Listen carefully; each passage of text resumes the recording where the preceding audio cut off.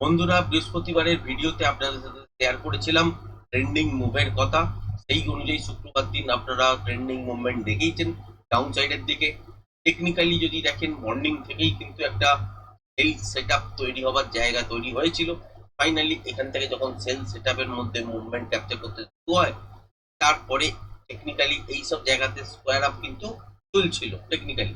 তারপরে কিন্তু তিনটের সময় একটা মুভমেন্ট আসে, সেটা হচ্ছে একটা আনএক্সপেক্টেড মুভমেন্ট, এবং সেই মুভমেন্টটাতেও কিছু পয়েন্ট ক্যাপচার করা সম্ভব হয়েছে। যদি ভাবেন যে পুরো কোয়ান্টিটি নিয়ে আর পুরো একদম যেখানে অব্দি তলায় বটম হয়েছে শুক্রবার দিন সেই পর্যন্ত ক্যাপচার করা সম্ভব হয়েছে, এটা কিন্তু নয় বন্ধুরা।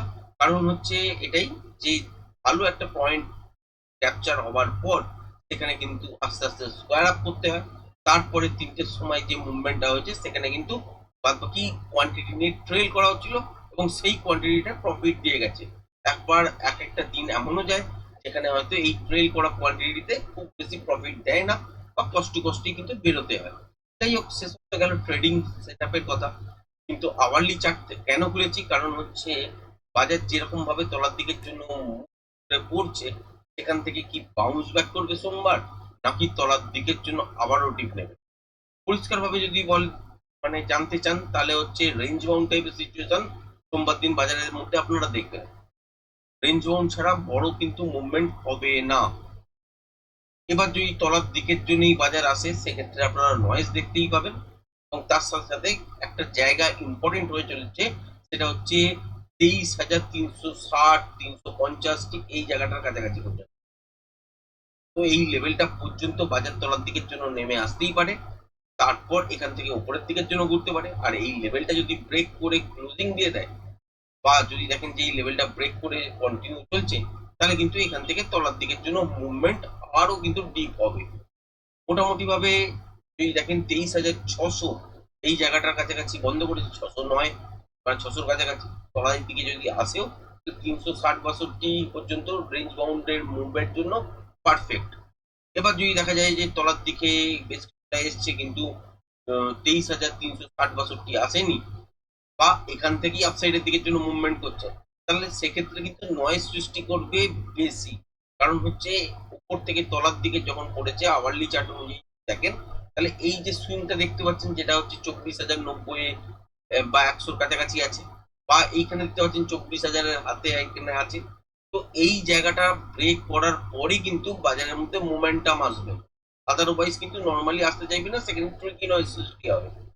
এবার যদি দেখেন যে বাজার তলার দিকের জন্য সোমবার দিন কিছুটা নেগেটিভেই বন্ধ করলো, তারপরের দিন দেখলেন হয়তো 23,360-62 ব্রেক করে দিল, তাহলে কিন্তু এখান থেকে তলার দিকের জন্য মুভমেন্টের জন্য রেডি হয়ে যাবে। আদারওয়াইজ এইসব জায়গায় যে লো তৈরি করেছে, বা আরো বেশ কিছুটা যদি তলায় আসে, সেখান থেকে যদি উপরের দিকের জন্য করে, নয়েজ থাকলেও আস্তে আস্তে কিন্তু উপরের দিকের জন্য রিকভারি করার চেষ্টা করবে। ব্যাংক নিফটির ক্ষেত্রে যদি দেখেন, সিচুয়েশন অনুযায়ী উপর থেকে তলার দিকের জন্য তো আসছি, সেক্ষেত্রে আপনারা একটা লেভেল খেয়াল রাখবেন, সেটা হচ্ছে 53,100 থেকে 53,000, ঠিক এই জায়গাটা মোটামুটি খেয়াল রাখবেন। 53,100 থেকে 53,000 এই জোনটার কাছাকাছি থেকে উপরের দিকের জন্য ঘুরছে, নাকি এই জোনটাকে ব্রেক করে তলার দিকের জন্য বন্ধ করছে। হ্যাঁ, সোমবার দিন হয়তো নাও আসতে পারে 53,100 বা 53,000 এই জায়গাটার কাছাকাছি পর্যন্ত, নাও দেখতে পারেন, মঙ্গলবার দিনও দেখতে পারেন। আবার এটাও হতে পারে যে যে জায়গাটা পর্যন্ত লো করেছে সেখান থেকে আপসাইডের দিকের জন্য মুভমেন্ট করতে পারে। এবার আমরা আসছি 5 মিনিটের টাইম ফ্রেম অনুযায়ী, দেখার চেষ্টা করবো যে ইন্ট্রাডে বেসিসে কিভাবে ট্রেড করা যেতে পারে সোমবারের জন্য। এবার যদি দেখেন এখানে উপর থেকে যে জায়গাটা থেকে তলার দিকের জন্য পড়েছে, এটা যতক্ষণ না পার হচ্ছে, মানে 23,800 যতক্ষণ না নিফটি ক্ষেত্রে পার হচ্ছে, ততক্ষণ পর্যন্ত কিন্তু এখানে কোনো রকম বাইং সেট আপ ইন্ট্রাডে বেসিসে তৈরিও হবে না। মানে এখানে যদি দেখা যায় যে গ্যাপ আপের সঙ্গে খুলেছে, কোনো একটা পজিটিভ নিউজ চলে এসেছে, এবং গ্যাপ আপে করার পর ছোটখাটো ডিপ নেবার পর কন্টিনিউ সাস্টেন করছে ঠিক 23,800-র উপরেই, তাহলে এক্সপেক্ট করা যায় যে আপসাইডের দিকের জন্য কিছুটা মুভমেন্ট পেলেও পেতে পারা যেতে পারে। ইন্টারনেট ফ্রেশ বাইরেশন সেক্ষেত্রে দেখতে হবে। এবার যদি দেখা যায় যে গ্যাপ আপ ওপেনিং হয়েছে, কিন্তু কোনো কারণেই দেখলেন যে 23,800 ব্রেক করছে না, তাহলে সুইং লো ব্রেক করে 15 মিনিটস 20 মিনিটসের, তাহলে কিন্তু এখান থেকে একটা শর্টের পজিশন তৈরি করা যেতে পারে, তাও সেটা স্ক্যাল্পিং আকারে। এবার যদি দেখেন যে বাজার খুললো ফ্ল্যাট বা তলায় গ্যাপ ডাউনের সঙ্গে খুললো, সেক্ষেত্রে প্রিভিয়াস যে সুইং লো হয়ে আছে সেটা হচ্ছে 23,485 87 এইসব জায়গায়। তো এইটা ব্রেক করলেই কিন্তু তলার দিকের জন্য মুভমেন্ট আপনারা স্ক্যাল্পিং আকারে দেখতে পাবেন। সেটা একদম মর্নিং এই কিন্তু হতে পারে। এছাড়া যদি দেখেন যে এখানে ইন্ট্রাডে বেসিসে প্রাইস অ্যাকশন ছাড়া কোন রকম প্যাটার্ন তৈরি নেই, যার ফলে এখান থেকে আমরা মাপ পাবো না, যে মানে প্রজেকশন লেভেল ড্র করতে পারবো না, যেটার পিয়ার জেড লেভেল কত দূর কোন দিকে হতে পারে সেটা কিন্তু বোঝার এই মুহূর্তে কিন্তু উপায় নেই। কারণ যে ডিপটা নিয়েছে এরপরে ফ্রেশ প্রাইস অ্যাকশন তৈরি হবে, সেই অনুযায়ী কিন্তু বাজার ডিসাইড করবে যে আপসাইডের দিকের জন্য যাবে নাকি আরো ডাউন সাইডের দিকের জন্য যাবে। এটা 5 মিনিটের চার্ট, 1 ঘন্টার চার্ট ওই জন্যই দেখালাম। 1 ঘন্টার চার্টে যদি দেখেন 23,360 62 50 এইটা একটা জোন। এইসব জোন পর্যন্ত তলার দিকে নেমে আসার পর এখান থেকে ঘুরতে পারে, যেখানে লো করেছে সেখান থেকেও আস্তে আস্তে করে ঘুরতে পারে, কিন্তু নয়েজ থাকবে। আর নয়েজ থাকা মানেই বুঝতে পারছেন যে বাজারের মধ্যে কিন্তু রেঞ্জ বাউন্ড সিচুয়েশন তৈরি হয়ে যাবে। ওভারঅল যদি দেখেন সোমবার দিনের জন্য রেঞ্জ বাউন্ড থাকবে, ইন্টারডে প্রাইস অ্যাকশন অনুযায়ী ট্রেড করার যদি অপশন পাওয়া যায় তাহলে সেখানে সেই রকম ভাবেই ট্রেড করতে হবে। আর ছোট ছোট কোয়ান্টিটি নিয়ে আর ছোট প্রফিট বুকিং করতে হবে। খুব বড় কোয়ান্টিটি নিয়ে খুব বড় মুভমেন্ট দেখার আশায় যদি বসে থাকেন সোমবার দিন কিন্তু লস খাবেন। ব্যাংক নিফটিতে তো সেম সিচুয়েশন হয়ে আছে।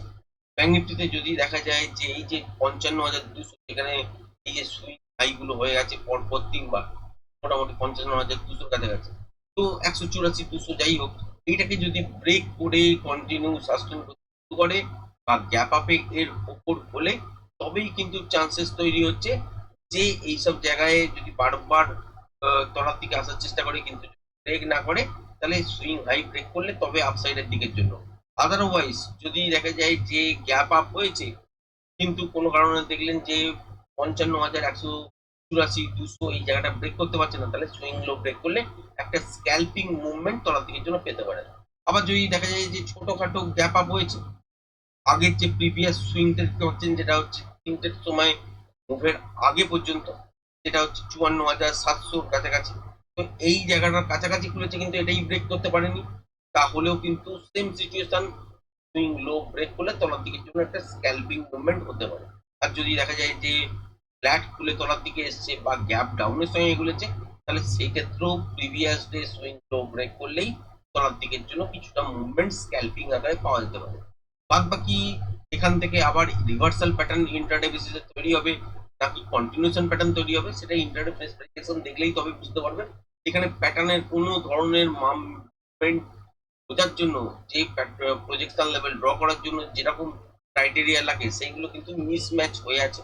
এই মুহূর্তে কিন্তু বোঝা যাচ্ছে না যে এই মুভমেন্টটা তলার দিকে কতটা বা উপরের দিকে কতটা। ফ্রেশ প্রাইজেকশন অনুযায়ী প্যাটার্ন তৈরি হবে, তারপরেই কিন্তু বুঝতে পারবেন যে অ্যাকচুয়ালি এখান থেকে বাজার উপরের দিকের জন্য ঘুরতে চাইছে নাকি আওয়ারলি সুইং লো যেটা ড্র করে রেখেছি সেটা হচ্ছে 53,069 আওয়ারলি টাইম ফ্রেম অনুযায়ী এটাকে ব্রেক করে তলার দিকের জন্য যেতে চাইছে। যদি নিফটির ক্ষেত্রে 23,362 এবং ব্যাংক নিফটির ক্ষেত্রে 53,069 100 বা 53,000 এইটাই ধরে চলেন, তাহলে ওই 100 থেকে 53,100 থেকে 53,000 ওটাই একটা জোন। এই জোনটাকে যদি ব্রেক করে দিয়ে চলতে থাকে তাহলে আরো বেশ কিছু দেখতে চলেছেন বাজারের মধ্যে।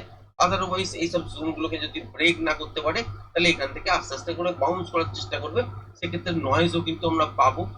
সোমবার যেহেতু ট্রেন্ডিং মার্কেটের কোনো মুভমেন্ট হবে না, রেঞ্জ বাউন্ড টাইপের সিচুয়েশন হবে, সুতরাং আপনারা এখানে তলার দিকে পড়লেও নয়েজ ক্রিয়েট করতে দেখতে পারবেন।